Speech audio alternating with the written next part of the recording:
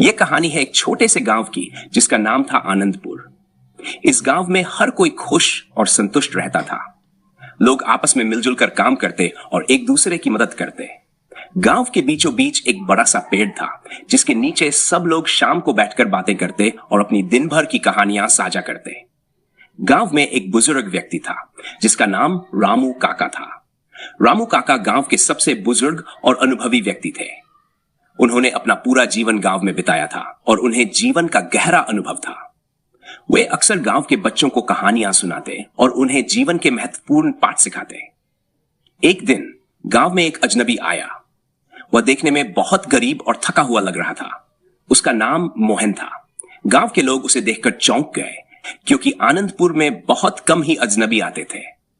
मोहन ने गांव के लोगों से कहा, मैं एक यात्री हूं और मुझे रास्ते में भूख और प्यास लगी है। क्या आप लोग मेरी मदद कर सकते हैं? गांव वालों ने मोहन का स्वागत किया और उसे खाने पीने का सामान दिया। मोहन ने धन्यवाद दिया और गांव में कुछ दिन रुकने का आग्रह किया। गांव वालों ने खुशी खुशी उसे अपने बीच रहने दिया। कुछ दिनों बाद मोहन ने गांव वालों से कहा, आप लोग बहुत अच्छे और दयालु हैं। मैं यहां रहकर कुछ काम करना चाहता हूं ताकि मैं आपकी मदद कर सकूं। गांव वालों ने मोहन को अपने खेतों में काम करने की अनुमति दी। मोहन ने बहुत मेहनत से काम किया और गांव वालों का दिल जीत लिया। रामू काका ने मोहन को देखा और उससे उसकी कहानी पूछी। मोहन ने कहा, मैं एक अनाथ हूं और मेरा कोई घर नहीं है। मैं दुनिया की सच्चाई जानने के लिए यात्रा पर निकला हूं। मुझे नहीं पता था कि मुझे इतना प्यारा और दयालु गांव मिलेगा। रामू काका ने मोहन को समझाया, जीवन में सच्चाई जानने के लिए यात्रा जरूरी है, लेकिन सबसे महत्वपूर्ण है अपने दिल की सुनना। जब तुम्हारा दिल कहे कि तुम सही जगह पर हो तो वहीं रुक जाना। मोहन ने रामू काका की बातों को गहराई से सुना और निर्णय लिया कि वह आनंदपुर में ही रहेगा और गांव की सेवा करेगा।